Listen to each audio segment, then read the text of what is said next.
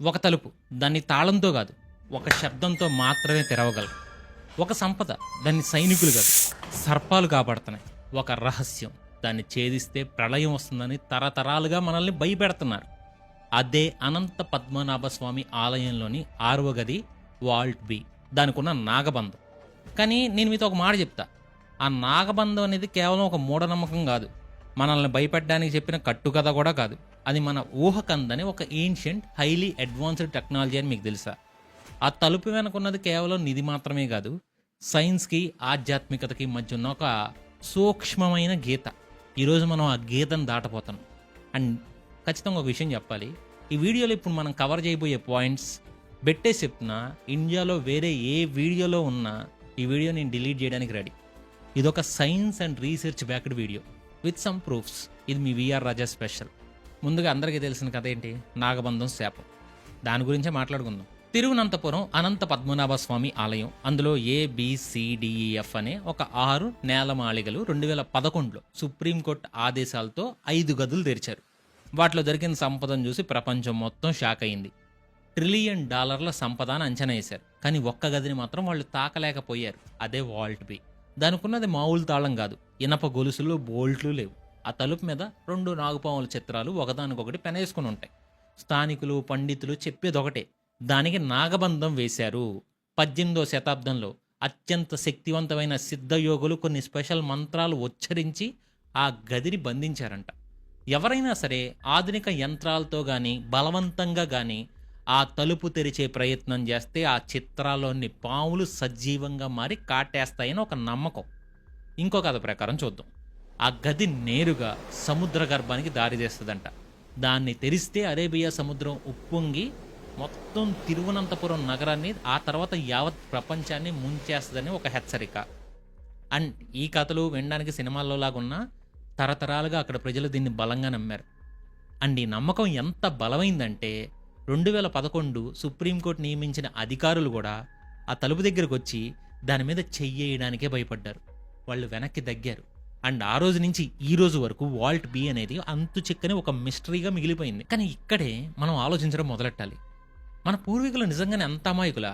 అంటే కేవలం కట్టుకథలతో పాములు వస్తాయనే భయంతో ఇంత పెద్ద నిధిని కాపాడగలమని నమ్మారా? లేక ఆ కథల వెనక మనం అర్థం చేసుకోలేని ఏదైనా పెద్ద సీక్రెట్ ఏదాగుందా?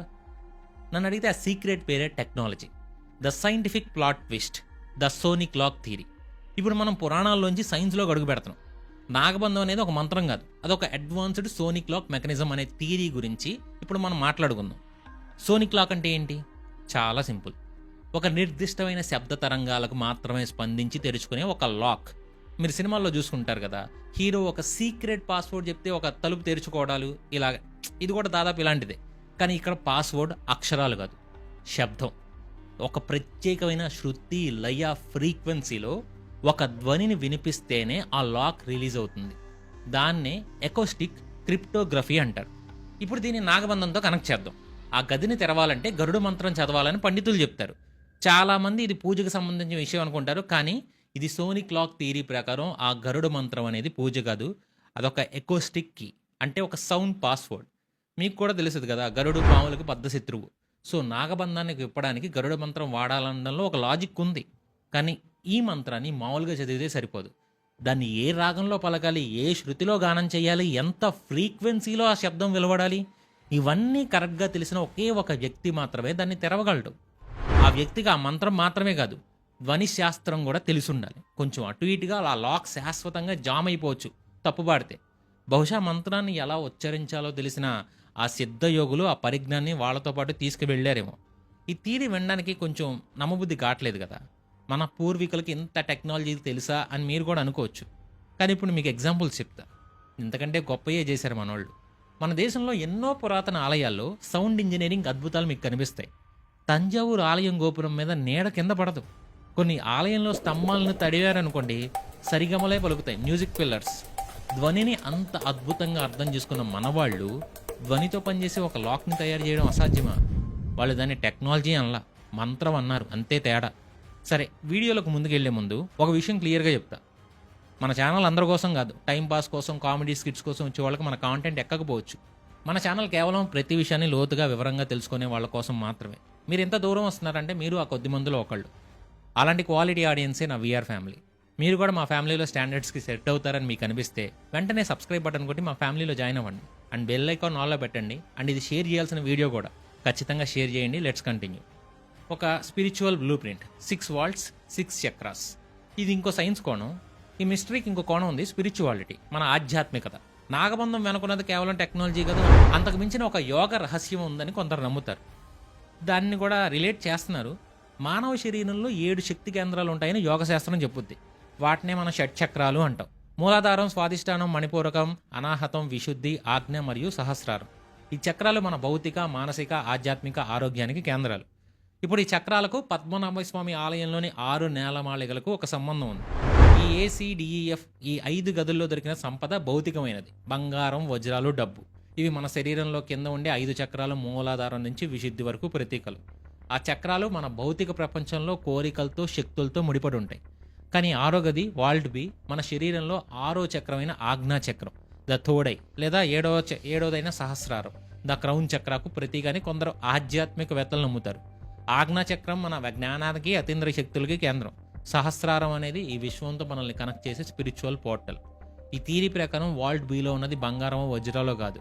దాన్ని తెరిస్తే మనకు దొరికేది భౌతిక సంపద కాదు, అనంతమైన జ్ఞానం, కాస్మిక్ ఎనర్జీ, మన ఊహకు అందని ఆధ్యాత్మిక శక్తి. అందుకే దానికి అంతటి భద్రత. నాగబంధం అనేది ఆ గదిని కాపాడడంలా, బంగారం కాదు. ఆ గదిలో ఉన్న అత్యంత పవర్ఫుల్ డివైన్ ఎనర్జీని కాపాడుద్ది. సరైన పరిపక్వత, ఆధ్యాత్మిక సాధన లేని వాళ్ళు ఆ శక్తిని హ్యాండిల్ చేయలేరు. సో అది వినాశనానికి దారితీస్తుంది. బహుశా ప్రళయం వస్తుందని చెప్పడం వెనక అసలు ఉద్దేశం ఇదే కావచ్చు. భౌతిక ప్రళయం కాదు, దాన్ని తెరిచిన వ్యక్తికి కలిగే మానసిక, ఆధ్యాత్మిక ప్రళయం. సో చూసారా, నాగబంధం అనేది ఒక సింపుల్ స్టోరీ కాదు. దానిలో పురాణం ఉంది, సైన్స్ ఉంది, స్పిరిచువాలిటీ ఉంది. ఒక శాపంగా మొదలై ఒక సోనిక్ లాగ్గా మారి ఒక స్పిరిచువల్ పోర్టల్ వరకు ఇప్పుడు మనం జర్నీ చేసాం. ఇన్ని లేయర్స్ ఉన్న ఆ ఒక్క గదిని, రహస్యాన్ని ఛేదించడం అసాధ్యం అనిపిస్తుంది కదా. ఇప్పుడు మీకు మైండ్ తిరిగిపోయే ట్విస్టులు కొని చెప్తా. మన ఇన్ని థియరీలు చర్చిస్తూ వస్తున్న ఆ తలుపుని ఇదివరకే తెరిచారా, ఆ వాల్ట్ బీని? దానికి సమాధానం అవును అండ్ కాదు. ఫస్ట్ అవును ఎందుకో మీకు అర్థం అవ్వాలి. ఒకసారి కాదు, 2 సార్లు కాదు, అధికారిక లెక్కల ప్రకారమే కనీసం 7 సార్లు ఆ తలుపు తెరుచుకుంది. ఆశ్చర్యంగా ఉందా? మనం శాపం అన్నాం, ప్రళయం అన్నాం, భౌతిక చక్రాలు అన్నాం. కొందరు మాత్రం ఆ గదిని ఏదో పబ్లిక్ పార్క్లా వాడేశారంటున్నాను. ఇప్పుడు ఈ షాకింగ్ కథ ఏంటో తెలుసుకోవాలంటే ఇంకొంచెం వెనక్కి వెళ్దాం. వాల్ట్ బీ తెరిస్తే ఒక రకమైన విషవాయువు లేదా వైరల్ ఫీవర్ వస్తుందని ఈ మధ్య కొందరు పండితులు చెప్తున్నారు. కానీ సరిగ్గా 100 ఏళ్ల క్రితం కథ వేరేలా ఉంది. 1933లో ఎమిలీ గిల్క్రిస్ట్ హ్యాచ్ అనే ఒక అమెరికన్ రచయిత్రి ట్రావెన్కోర్ గురించి ఒక పుస్తకం రాసింది. ఆ పుస్తకం ప్రకారం 1908లో ఒకసారి డబ్బు అవసరమై కొందరు అధికారులు ఆ గదిని తెరవడానికి ప్రయత్నించారు. వాళ్ళు కాగడాలు పట్టుకుని లోపలికి వెళ్తే అది మొత్తం నిజమైన నాగుపాములు, కోబ్రాస్తో నిండి ఉండడం చూసి ప్రాణభయంతో వెనక్కి పారిపోయారంట. ఒకసారి ఆలోచించండి, 1908లో నిజమైన నాగుపాములు ఉన్నాయి, 2025కి వచ్చేసరికి ఆ పాములు మాయమైపోయాయి, కంటికి కనిపించని విషవాయువులుగా మారాయి. కాలం గడిచే కొద్దీ భయం యొక్క రూపం కూడా ఎలా మారిందో గమనిస్తున్నారా? ఏది నిజం? నిజంగా నాగుపాములు ఉన్నాయా, లేక మనల్ని భయపెట్టడానికి వెళ్ళిన కథైనా ఇవన్నీ? ఇంకో ఇన్సిడెంట్ గురించి చెప్పాలి. 1908 చెప్పాను కదా, కొంచెం ముందుకు వెళ్దాం. 1931 సంవత్సరానికి వెళ్ళాలి. ఆ కరువు రాత్రికి వెళ్ళాలి. చరిత్ర మనకు చెప్పన చీకటి గదిలోకి వెళ్ళాలి. ఇయర్ 1931. అప్పటి ట్రావెన్కోర్ రాజ్యం. చరిత్రలో ఎప్పుడూ చూడని కరువుతో అల్లాడుతుంది. ప్రజలు ఆకలితో చనిపోతున్నారు. ఖజానా ఖాళీ అయింది. ఆ టైంలో మహారాజు శ్రీ చిత్తిర తిరునాళ్ బలరామవర్మ ఒక సాహసోపేతమైన నిర్ణయం తీసుకున్నారు. ప్రజల ప్రాణాలు కాపాడడానికి పద్మనాథుడి గదిని తెరవాలని. కానీ ఇక్కడే ఒక ట్విస్ట్. ఇది వాళ్ళు ఆ గదిని తెరవడానికి ప్రయత్నించడం మొదటిసారి కాదు. చెప్పాను కదా పాములు ఉన్నాయని. కానీ 1931కి వచ్చేసరికి వాళ్ళు చాలా ప్రిపరేషన్తో వచ్చారు. డిసెంబర్ 6, 1931 ఆదివారం సమయం ఉదయం 10 గంటలు. గుడి అధికారులు ఒక మంచి ముహూర్తాన్ని ఎంచుకున్నారు. మహారాజు స్వయంగా అక్కడే ఉన్నారు, ఏదైనా ఎమర్జెన్సీ వస్తే చూసుకోవడానికి. బయట ఒక అంబులెన్స్ కూడా రెడీగా ఉందంట. ప్రత్యేక పూజలు చేశాక ఒక అధికారి ముందుకొచ్చి ఆ పాత తుప్పు పట్టిన తాళాలకు తాళం చెవి పెట్టాడు. కానీ అవి తెరుచుకోవాలి. గంటల తరబడి ప్రయత్నించారు, లాభం లేదు. చివరికి మహారాజు ఆదేశించారు, పగలకొట్టండి. అంతే. సుమారు 2:30 గంటల పాటు అధికారులు గొడ్డళ్లతో, ఇనప రాట్లతో ఆ తలుపు మీద పోరాటం చేశారు. ఆ శబ్దాలకి గుడి మొత్తం దద్దరిల్లిపోయింది. చివరికి ఆ తలుపులు బార్లా తెరుచుకున్నాయి. లోపల చిమ్మ చీకటి. అప్పటికప్పుడు వాళ్ళు ఫ్లడ్ లైట్స్ తెప్పించారు, కాగడాల్లాగా. లోపల ఏమైనా విషవాయువులు ఉంటాయేమోనని ఎలక్ట్రిక్ ఫ్యాన్స్ పెట్టి గాలిని లోపలికి బయటికి పంపించారంట. ఆ తర్వాత అధికారులు లోపలికి అడుగుపెట్టారు. వాళ్ళు లోపల ఏం చూశారు? ఆ రోజు ద హిందూ పత్రిక ప్రతినిధి కూడా అక్కడే ఉన్నారంట. ఆయన రాసిన దాని ప్రకారం ముందుగా వాళ్ళకి 4 పెద్ద ఇత్తడి పెట్లు కనిపించాయి. వాటి నిండా వేల ఏళ్ల నాటి పాత నాణేలు. వాటి పక్కనే ఒక ధాన్యాగారం లాంటిది ఉందంట. అది మొత్తం బంగారం, వెండి నాణాలతో నిండిపోయింది. దాని మీద కొన్ని వందల బంగారు కుండలున్నాయి. అండ్ అక్కడే నేలకు బిగించున్న ఒక పెద్ద చెక్క పెట్టి వుడెన్ చెస్ట్. దానికి 6 అరలున్నాయి. వాటిలో వజ్రాలు, కెంపులు, పచ్చలతో చేసిన నెక్లెస్లు, కిరీటాలు లెక్కలేనున్నాయంట. ఇవే కాదు, 300కు పైగా బంగారు పాత్రలు, ఇంకా 4 పెద్ద ఖజానా పెట్టెలు, ఇవన్నీ ఉన్నాయి. ఇదంతా చూశాక వాళ్ళకి ఇంకో విషయం అర్థమైంది. ఈ గది వెనక ఇంకో గది ఉందని. అండ్ అప్పట్లో అందరూ అక్కడ 4 ప్రధాన గదులు ఉన్నాయని నమ్మేవాళ్ళు. ఇప్పుడు మనం 6 అన్నాం, తర్వాత ఇంకో 2 కూడా దొరికాయండి. కానీ అప్పుడు 4 అనే నమ్మేవాళ్ళు. ఆ గదుల పేర్లు కూడా ఉన్నాయి. మహాభారత కొణత్తు కల్లర, శ్రీ పాండరత్తు కల్లర, వేదవ్యాస కోణత్తు కల్లర అండ్ సరస్వతి కోణత్తు కల్లర. మధ్యాహ్నం 3:30కి ఆపరేషన్ ఆపేసి గదిని మళ్లీ సీల్ చేశారు. ఆ 4 ఖజానా పెట్టెల్ని మాత్రం లెక్కించడానికి రాజభవనానికి తీసుకెళ్లారంట. కానీ ఇక్కడే ఒక కాన్స్పిరసీ కూడా ఉంది. లోపల ఇంకో గది ఉందని చెప్పాను కదా, ఇది కూడా గుర్తుపెట్టుకోండి. మనం తర్వాత ఆ గది గురించి కూడా మాట్లాడుకోవాలి. అవును కాదని చెప్పింది కూడా అందుకే. అయితే కాన్స్పిరసీ ఏంటంటే, ఇంత పెద్ద సంఘటన జరిగితే మరుసటి సంవత్సరం 1932లో అప్పటి దివాన్ అసెంబ్లీలో మాట్లాడినప్పుడు గుడిలో నిధి దొరికిన విషయాన్ని కానీ, దాన్ని వాడిన విషయాన్ని కానీ ఎక్కడా చెప్పలా. ప్రభుత్వం ఈ మొత్తం విషయాన్ని ఒక పెద్ద సీక్రెట్ గానే దాచిపెట్టారు. అండ్ ఆ రోజు తెరిచింది వాల్ట్ ఏనా వాల్ట్ బి యొక్క ముందు గద అనేది ఇప్పటికీ ఒక డిబేటే. కానీ ఒకటైతే స్పష్టం, నాగబంధం కథలకు శాపాలకు భిన్నంగా ఆ గదులు మానవ ప్రయత్నంతో తెరుచుకున్నాయి. అయితే 1931లో అంతా బాగానే జరిగింది కదా అని మీరు అనుకోవచ్చు. అండ్ ఇక్కడ ఇంకోటి కూడా చెప్పాలి, మళ్ళీ కథలోకి ముందుకు రావాలి. 2012కి రావాలి. 2012లో 2 అధికారులు, జస్టిన్ రాజన్ మరియు జస్టిన్ కృష్ణన్, ఆ గదిని పరిశీలించడానికి వెళ్ళారు. వాళ్ళని తలుపులు తెరవడానికి ప్రయత్నిస్తున్నప్పుడు వాళ్ళతో పాటు ఉన్న ఒక వ్యక్తికి సడన్ గా కాలు మీద గాయం అయ్యి రక్తం ఆగకుండా కారణం మొదలైందంట. దానికి కారణం ఏంటి ఎవ్వరికీ అర్థం కాల. అండ్ ఆ ఇన్సిడెంట్తో భయపడిపోయి వాళ్ళు ఆ ప్రయత్నాన్ని అక్కడతో ఆపేశారు. ఈ విషయాన్ని ఆ రాజకుటుంబ సభ్యుడు ఆదిత్య వర్మ స్వయంగా ఒక ఇంటర్వ్యూలో చెప్పాడు. ఒకసారి ఏమీ కాలేదని ధైర్యం తెచ్చుకుంటే ఇంకోసారి ఇలా జరిగింది. అందుకే ఆ గది దగ్గరికి వెళ్ళడానికి అందరూ భయపడిపోతారు. వెయిట్ ఏ మినిట్, ఇక్కడ నాదొక ప్రశ్న ఉంది. నిజంగా తెరిస్తే మరి ఆ నాగబంధం శాపం ఏమైంది? సముద్రం ఎందుకు ఉప్పొంగల? పావులు ఎందుకు కాటేలా?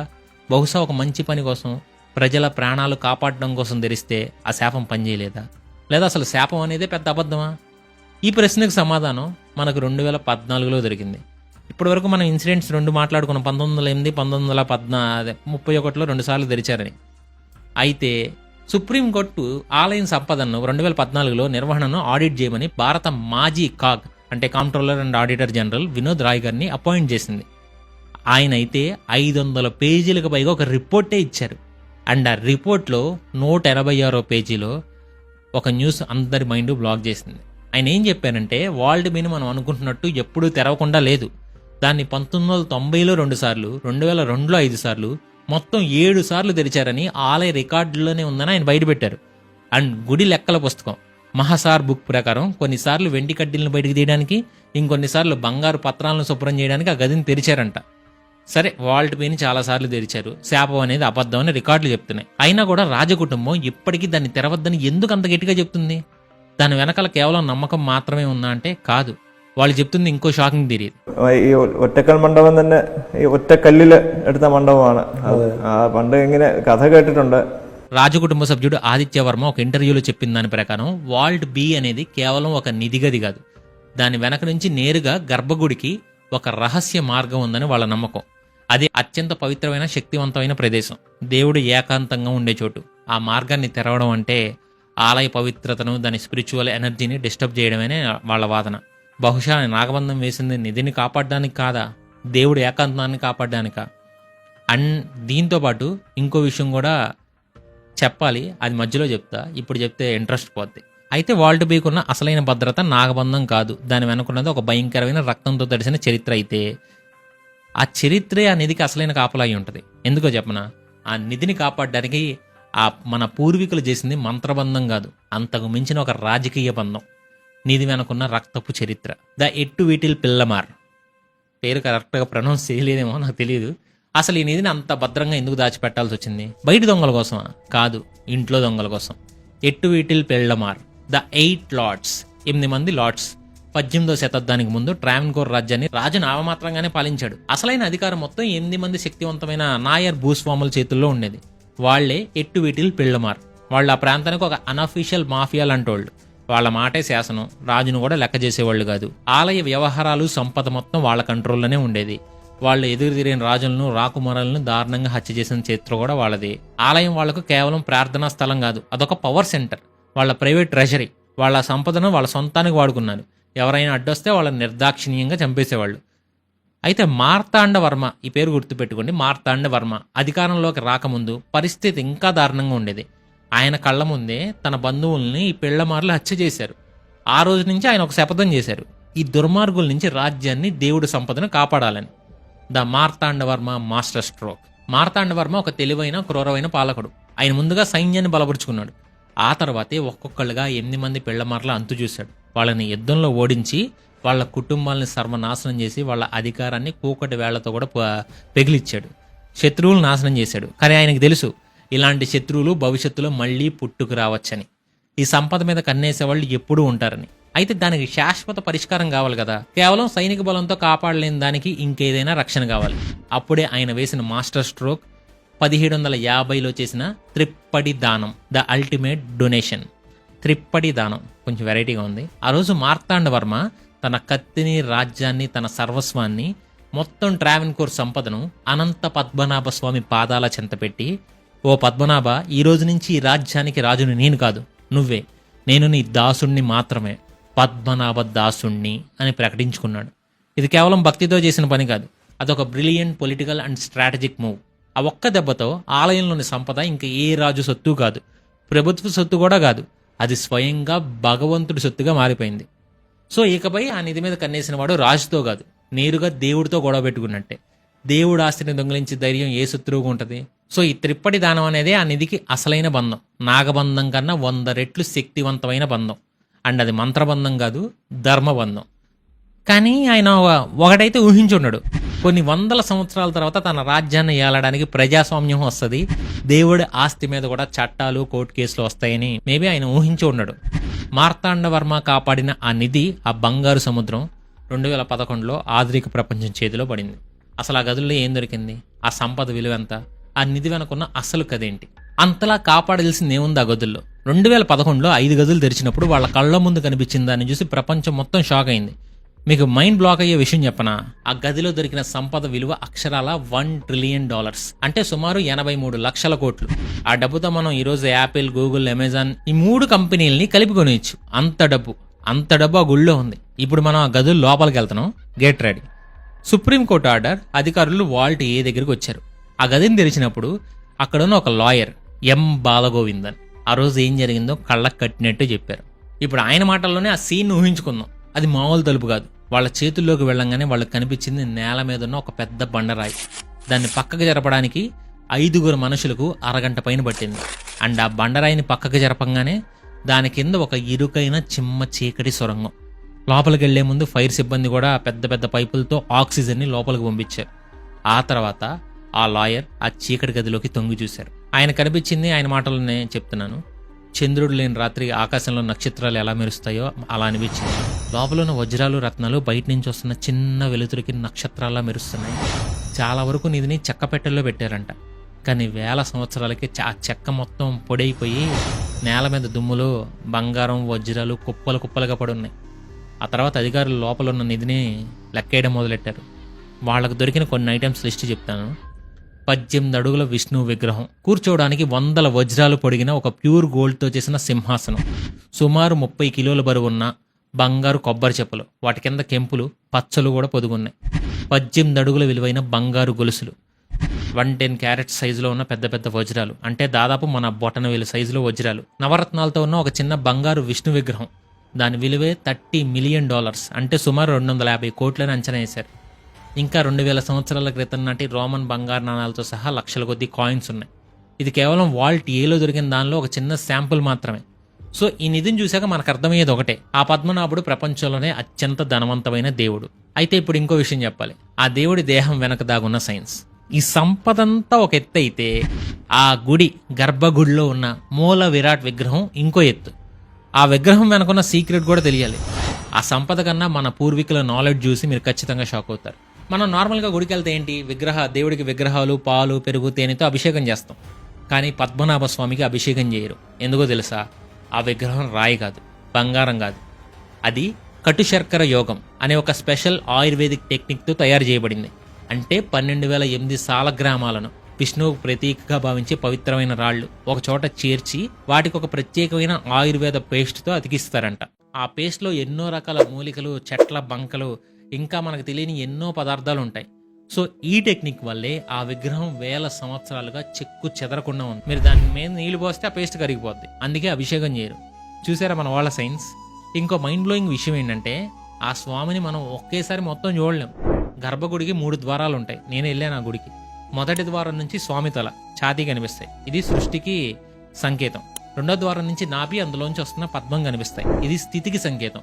మూడో ద్వారం నుంచి స్వామి పాదాలు కనిపిస్తాయి. ఇది లయక సంకేతం. అంటే మనం అక్కడ చూసేది కేవలం ఒక విగ్రహాన్ని కాదు, మన జీవిత చక్రాన్ని. పుట్టుక, జీవితం, మరణం, ఈ మూడింటిని ఆ 3 ద్వారాలు మనకు చూపిస్తాయి. దాని వెనక అంత పెద్ద ఫిలాసఫీ ఉంది. అండ్ ఈ గుడిలో ఉన్నది సంపద, విగ్రహ రహస్యాలే కాదు, దాని నిర్మాణం కూడా ఒక అద్భుతమే. గుడి చుట్టూ ఒక పెద్ద కారిడార్ ఉంటుంది. దాని పేరు శ్రీబలిపుర. దాన్ని ఒక 365 గ్రానైట్ స్తంభాలతో కట్టారు. ప్రతి స్తంభం మీద చెక్కిన శిల్పాలు ఒకదాని మించి ఒకటి ఉంటాయి. వర్షం వచ్చినా, ఎండొచ్చినా భక్తులు తడవకుండా గుడి చుట్టూ ప్రదక్షిణ గోడకు వీలుగా దాన్ని కట్టారు. అండ్ ఇక గర్భగుడి ముందున్న వట్టక్కల్ మండపం, ఇదైతే ఇంజనీరింగ్కే సవాల్. వట్టక్కల్ అంటే ఒకే ఒక రాయి. ఇంత పెద్ద మండపాన్ని, అంటే ఆ బండరాయి 20 అడుగుల పొడవు, 20 అడుగుల వెడల్పు ఉండి 2.5 అడుగులు లావు ఉంటదన్నమాట. ఒకే ఒక్క గ్రానైట్ రాయితో ఎలా చెక్కారు, దాన్ని అక్కడికి ఎలా తెచ్చారు, అది ఇప్పటికీ మిస్టరీనే. సో ఆ మండపం మీద నిలబడే రాజులు పట్టాభిషేకం చేసుకునేవాళ్ళు. అంతటి పవిత్రమైంది అది. అయితే మనం మర్చిపోయిన గదులు కూడా ఉన్నాయి. G&H. అందరూ A నుంచి F వరకు 6 గదులు ఉన్నాయని అనుకుంటారు, కానీ అక్కడదా అయిపోలా. 2014లో సుప్రీంకోర్టు ఆడిట్ జరుగుతున్నప్పుడు అధికారులు ఇక్కడ ఇంకా 2 కొత్త గదులను కనుక్కున్నారు. వాటిని వాల్ట్ G, వాల్ట్ H అని పేర్లు పెట్టారు. వీటిలో $1 ట్రిలియన్ సంపద లేదు, కానీ గుడికి చాలా ముఖ్యమైన వస్తువులు ఉన్నాయి. ప్రతిరోజు పూజకు వాడే బంగారు పాత్రలు, వెండి ద్వీపాలు, స్వామికి అలంకరించే చిన్న చిన్న ఆభరణాలు, ఇలాంటివి ఉన్నాయి. దీన్ని బట్టి మనకేమర్థమవుతుంది, గుడిలో మనకు తెలియని రహస్యాలు ఇంకా ఎన్నో ఉన్నాయి. మనం 6 గదులు అనుకుంటే 8 బయటపడ్డాయి. అండ్ ఇంకో గది గురించి కూడా చెప్తాను. బహుశా ఇంకా వెతికితే ఇంకెన్ని బయటపడతాయో ఆ పద్మనాభుడికే తెలియాలి. అయితే ఇంకా కథ పూర్తి కాల. Lot of secrets at to come out. $1 trillion సంపద, వేల ఏళ్ల నాటి చరిత్ర, మన ఊహకందనే సైన్స్, ఫిలాసఫీ, ఇవన్నీ ఇప్పుడు ఎక్కడున్నాయి తెలుసా? కోర్టు ఫైళ్లలో, ప్రభుత్వ రికార్డుల్లో ఇరుక్కుపోయాయి. దేవుడు ఆస్తి మీద మనుషులు కోర్టులో గొడవ పడితే ఎవరు గెలుస్తారు? ఒకవైపు వంశపారంపర్యంగా వస్తున్న హక్కులు అంటున్న రాజు కుటుంబమా, మరోవైపు ఇది ప్రజల సొమ్ము మేమే చూసుకుంటాం అంటున్న ప్రభుత్వమా? 9 సంవత్సరాల పాటు సాగిన యుద్ధంలో సుప్రీంకోర్టు ఇచ్చిన తీర్పు విని అందరూ షాక్ అయ్యారు. ఎందుకంటే ఆ తీర్పులో గెలిచింది మనిషి కాదు, ఒక ధర్మం. ఆ కథ ఏంటో, ఆ తీర్పు వెనుకున్న అసలు లాజిక్ ఏంటో ఇప్పుడు చూద్దాం. The legal war. గార్డియనా, ఓనరా? కథ ఇది 2011లోనే మొదలైంది. టీపీ సుందరరాజన్ అనే ఒక మాజీ IPS ఆఫీసర్, రాజు కుటుంబం గుడి డబ్బును సరిగ్గా చూసుకోవట్లా, వాళ్ళు నిధిని బయటికి తీసేస్తున్నారు, వెంటనే గుడిని ప్రభుత్వ ఆధీనంలో తీసుకోవాలని కేరళ హైకోర్టులో ఒక కేసు వేశారు. అంటే ఆ కేసును విచారించిన హైకోర్టు కరెక్టే, ఇకపై గుడి బాధ్యత ప్రభుత్వాన్ని అని తీర్పిచ్చింది. ఈ తీర్పుతో రాజు కుటుంబం షాక్ అయింది. మేము దొంగలం కాదు, మేము పద్మనాభుడికి దాసులు, మా హక్కును ఎలా తీసేస్తారని వాళ్ళు సుప్రీంకోర్టుకి వెళ్ళారు. అప్పుడు మొదలైంది అసలు యుద్ధం. సుమారు 9 సంవత్సరాల పాటు వాదనలు, ప్రతివాదనలు, రిపోర్ట్లు, కమిటీలు, మొత్తం దేశం ఈ కేసు వైపు చూడడం మొదలెట్టింది. రాజకుటుంబం వాదన చాలా సింపుల్. 1750లో మా పూర్వీకులు మార్తాండవర్మ మొత్తం రాజ్యాన్ని దేవుడికి రాసిచ్చాడు. అప్పటి నుంచి మేము రాజులం కాదు, కేవలం దేవుడికి సేవకులం, పద్మనాభ దాసులం. దేవుడి ఆస్తికి మేము కేవలం మేనేజర్స్ మాత్రమే. కానీ ప్రభుత్వం వాదన ఏంటంటే రాజరికాలు పోయాయి, ఇండియాకి స్వాతంత్రం వచ్చింది, ఇప్పుడు మీరేంటి రాజులన్నో, అంటే రాజు ఆ గుడికి వారసులన్నో, ఆ గుడి కేరళలో ఉంది కాబట్టి దాని మీద మాకే అధికారం ఉండాలి. సో ఈ మొత్తం కేసులో సుప్రీంకోర్టు ఒకే ఒక్క పదాన్ని పట్టుకుంది, అదే షబయత్ రైట్స్. కరెక్ట్గా ప్రొనౌన్సియేషన్ కాదో తెలియదు, షబయత్ రైట్సే అనుకుంటా. ఈ పదం వినడానికి కొంచెం కాంప్లికేటెడ్గా ఉండొచ్చు, కానీ దాని అర్థం చాలా సింపుల్. మన ఇండియన్ లా ప్రకారం దేవుడు కూడా ఒక మనిషి, కానీ ఆయన ఒక మైనర్ లాంటివాడు. అంటే తనకు తానుగా నిర్ణయాలు తీసుకోలేని పసిపిల్లోడు లాంటివాడు. మరి ఆ పిల్లాడాస్తిని ఎవరు చూసుకోవాలి? గార్డియనే కదా. ఆ గార్డియన్నే చట్టం షబియత్ అంటుంది. ఈ షబియత్కి ఆస్తి మీద ఓనర్షిప్ ఉండదు, కేవలం దాన్ని కాపాడే, మేనేజ్ చేసే హక్కు మాత్రమే ఉంటుంది. సుప్రీంకోర్టు ఏం చెప్పిందంటే, మార్తాండవర్మ రాజ్యాన్ని దేవుడికి రాసిచ్చినప్పటి నుంచి ట్రావెన్కోర్ రాజకుటుంబం ఆ దేవుడి షబియత్గా, అంటే గార్డియన్గా ఉంది. దేశానికి స్వాతంత్రం వచ్చినా, రాజరికాలు పోయినా ఆ కుటుంబం యొక్క ఆ గార్డియన్ హక్కు పోదు. ప్రభుత్వం గుడిని టేక్ ఓవర్ చేయలేదు. కానీ గుడి అడ్మినిస్ట్రేషన్ సరిగ్గా జరగడానికి రాజకుటుంబం ఆధ్వర్యంలోనే ఒక కమిటీని ఏర్పాటు చేయాలని 2020లో ఒక చారిత్రాత్మకమైన తీర్పిచ్చింది. సో సింపుల్ వర్డ్, షబియత్ 9 ఏళ్ల యుద్ధాన్ని ముగించింది. Shocking report. గుళ్ళో దారుణాలు. ముందుగా కోర్టు నియమించిన లాయర్ గోపాల్ సుబ్రహ్మణ్యం తన రిపోర్ట్లో గుళ్ళో యాసిడ్ దాడులు, అనుమానాస్పద మరణాలు జరిగాయని చెప్పి సంచలనమే సృష్టించారు. కానీ ఇది ఒక ట్రైలర్ మాత్రమే. ఇందాక నేను కాగ్ వినోదరాయ్ రిపోర్టు 186 పేజీలో 7 సార్లు తెరిచారని చెప్పాను కదా, ఆ రిపోర్ట్లో నెంబర్స్ కూడా ఉన్నాయి. ఆ రిపోర్ట్ నెంబర్స్ ఇప్పుడు చెప్తా. గుడి పనుల కోసం నగలు తయారు చేయడానికి కేవలం ఆలయం నుంచి బయటికి ఇచ్చిన బంగారానికి లెక్కలు తేళ్ళ. లెక్క చాలా సింపుల్. 893 కిలోల బంగారం బయటికి వెళ్ళింది, 627 కిలోలు మాత్రమే తిరిగి వచ్చింది. మధ్యలో 266 కిలోల బంగారం మాయం. ఇంకో లెక్క ప్రకారం మాయమైన కొన్ని బంగారు కొండల విలువే 186 కోట్లు. అండ్ ఈ రిపోర్ట్ బయటికి రాగానే దేశం మొత్తం రాజకుటుంబం వైపు వేలెత్తి చూపించింది. కానీ ఈ ఆరోపణలన్నింటినీ రాజకుటుంబం ఒకే ఒక మాటతో చెక్ పెట్టింది. ఆ మాట వింటే మీకు మైండ్ బ్లాక్ అయ్యిద్ది. సో రాజకుటుంబ సభ్యుడు ఆదిత్యవర్మ ఏమంటున్నాడంటే, అసలు మీ అందరికీ వాల్డ్ బీ గురించి ఒక నిజం తెలియదు. అది ఒకే గది కాదు, దానికి 2 భాగాలు ఉన్నాయి. అర్థం ఉందా? 2 భాగాలు ఉన్నాయి. నేను ఫస్ట్లో అవును ప్లస్ కాదు అని చెప్పింది అందుకే. ఒకటి బయట ఉండే చిన్న గది, ద యాంటీ ఛాంబర్. 2 లోపల ఉండే అసలైన గది, అదే ఇన్నర్ ఛాంబర్. వినోదరాయ్ గారు చెప్పినట్టు 7 సార్లు తెరిచింది బయట ఉన్న చిన్న యాంటీ ఛాంబర్ మాత్రమే. లోపల నాగబంధం ఉన్న అసలైన ఇన్నర్ ఛాంబర్ని ఇప్పటి వరకు ఎవరూ ఎప్పుడూ తాకలేదని చెప్పారు. సో వాళ్ళు చెప్పేది ఏంటంటే, మీరు చూసింది కేవలం వరండా మాత్రమే, అసలు ఇల్లు ఇంకా మూసే ఉందని. అండ్ ఆదిత్యవర్మ ఈ వినోదరాయ్ చెప్పిన లెక్కల గురించి కూడా చెప్పారు. అసలు మీ లెక్కలే తప్పు, మీ రిపోర్ట్ నమ్మశక్యంగా లేదు, మాకు చాలా బాధ కలిగించింది. అసలు మీరు రిపోర్ట్ తయారు చేసే ముందు మమ్మల్ని కాంటాక్ట్ అవ్వలేదని కూడా చెప్పాడు. మరి ఆ 266 కిలోల బంగారం లెక్క ఏంటి? దానికి వాళ్ళు చెప్పిన రీజన్స్ ఏంటి అంటే, పాత మలయాళం అంకెలు. అవును, మీరు విన్నది నిజమే. 100 ఏళ్ల క్రితం గుడి రికార్డుల్లో అంకెల్ని ఇప్పుడు మనం వాడే 1, 2, 3 లాగా కాదు, పాత మలయాళం పద్ధతిలో రాసేవాళ్ళు. సో ఆ పాత అంకెల్ని సరిగ్గా అర్థం చేసుకోలేక ఆడిటర్లు తప్పుగా లెక్కలేశారని, అందుకే బంగారం తేడా వచ్చింది, అంతేగాని ఎక్కడ దొంగతనం జరగలేదని సో రాజకుటుంబం వాదించింది. అండ్ ఒకవేళ మిస్ అయిన బంగారం ఎక్కడికి పోయాయని ఇంకో థియరీ కూడా బయటకు వచ్చింది. ఆ గదుల కింద నుంచి ఎవరికి తెలియని ఒక రహస్య సొరంగం ఉందని, దాని ద్వారా శతాబ్దాలుగా నిధిని కొంచెం కొంచెం దోచుకుంటూ ఉండొచ్చని కొందరు అనుమానిస్తున్నారు. సో దేవుడికే కన్న వేసిన దొంగల కథ ఇది. అండ్ ఈ రిపోర్ట్ బయటికి రాగానే రాజకుటుంబం ఒకటి చెప్పినా కానీ అందరూ షాక్కి గురయ్యారు. మనం పవిత్రంగా భావించే గుళ్ళు ఇలాంటి ఘోరాలు జరుగుతున్నాయని భయపడ్డారు. అయితే కేవలం ఆరోపణలే, నిరూపించబడలా, అది మనం గుర్తుంచుకోవాలి. 2025 ఒక కొత్త ఆరంభం. ఇన్ని వివాదాలు, ఇన్ని కోర్టు కేసులు, ఇన్ని ఆరోపణల తర్వాత చాలామంది ఆ గుడి కథ అయిపోయింది అనుకున్నారు. కానీ 2025 సంవత్సరం ఆలయానికి ఒక కొత్త ఆరంభం ఇచ్చింది. మహాకుంభాభిషేకం. జూన్ 8, 2025 సుమారు 270 సంవత్సరాల తర్వాత ఆలయంలో ఒక అద్భుతమైన చారిత్రాత్మకమైన ఘట్టం జరిగింది. అదే మహాకుంభాభిషేకం. ఏళ్ల తరబడి సాగిన పునరుద్ధరణ పనులు పూర్తయిన సందర్భంగా ఆలయ పవిత్రతను, శక్తిని తిరిగి ప్రతిష్ఠించడానికి ఈ మహాయాగాన్ని నిర్వహించారు. లక్షలాది మంది భక్తులు ఆ అపురూప ఘట్టాన్ని చూశారు. అండ్ ఎన్ని వివాదాల తర్వాత ఆ పద్మనాభుడు మళ్ళీ తన వైభవాన్ని చాటుకున్నాడు. ప్రజెంట్ సిచ్యువేషన్ ఏంటి? ఈరోజు సుప్రీంకోర్టు ఆదేశాల మేరకు రాజకుటుంబ సభ్యులున్న ఒక కమిటీ ఆలయ నిర్వహణను చూసుకుంటుంది. గత 25 లెక్కలపై ఆడిట్ ఇంకా కొనసాగుతూనే ఉంది. చిన్న చిన్న వివాదాలు అయితే జరుగుతూనే ఉన్నాయి. Vault B mystery. ఇంకా వాల్ట్ బీ మిస్టరీ విషయానికి వస్తే సుప్రీంకోర్టు భక్తుల నమ్మకాలను గౌరవించి దాన్ని తెరవమని ఎలాంటి ఆదేశాలు ఇవ్వాల. ఆ నిర్ణయాన్ని కమిటీకి వదిలేసింది. సో నాగబంధం మిస్టరీ ఇప్పటికీ మిస్టరీనే, ఎప్పటికీ ఒక మిస్టరీగానే ఉండొచ్చు కూడా. మనం ఎక్కడ మొదలెట్టాం? నాగబంధం అనే ఒక కథతో. దానిలోంచి సైన్స్, స్పిరిచువాలిటీ, చరిత్ర, రాజకీయం, కోర్టు కేసులు, కుట్రలు, ఎన్ని లేయర్స్ చూసామో చూడండి. $1 ట్రిలియన్ సంపద ఒక గదిలో మూలుగుతుంది. దాన్ని బయటికి తీసి దేశానికి వాడచ్చు కదా అని కొందరు అంటారు. అది దేవుడి సొమ్ము, దాన్ని తాకడానికి వీలు లేదని ఇంకొందరు అంటారు. మీరేమనుకుంటున్నారు? దేవుడి సొమ్ము అనే నేను అనుకుంటున్నాను. కానీ మొత్తం కథ మనకు నేర్పింది ఒకటే, ఆ గదుల్లో ఉన్న బంగారం, వజ్రాలు కాదు అసలైన సంపద. ఆ సంపదను తరతరాలుగా కాపాడిన మన పూర్వీకుల విశ్వాసం, వాళ్ళ అద్భుతమైన జ్ఞానం, వాళ్ళు నిలబెట్టిన ధర్మం, అదే అసలైన సంపద. ఆ వారసత్వం ముందు ఈ $1 ట్రిలియన్ కూడా తక్కువే. కానీ వెళ్లే ముందు ఒక మాట, మనం ఇన్ని రోజులు వాల్ట్ బీ నాగబంధం గురించే మాట్లాడుకున్నాం. కానీ అసలు మిస్టరీ అది కాదేమో. ఆదిత్యవర్మ చెప్తున్నట్టు బీ వాల్ట్లో ఉన్న ఇన్నర్ ఛాంబర్ ఏమో, దాని వెనకున్న గోడలు మొత్తం బంగారంతో కట్టిన గోడలు, ఇంకో రహస్య గది మన ఊహకు అందం ఉందేమో. బహుశా వాల్ట్ బీ అనేది అసలైన గదికి ఒక డెకాయ్ ఏమో, ఒక తప్పుడు మార్గం మాత్రమేనేమో. అసలు రహస్యం ఇంకా మొదలే కాలేదేమో. దీనిపై మీరేమనుకుంటున్నారు? ఖచ్చితంగా కామెంట్లో చెప్పండి. ఓం నమో నారాయణాయ.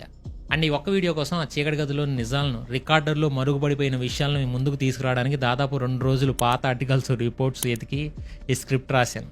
మన చరిత్రలో ఇలాంటి ఎన్నో నిజాలు ఇంకా దాగున్నాయి.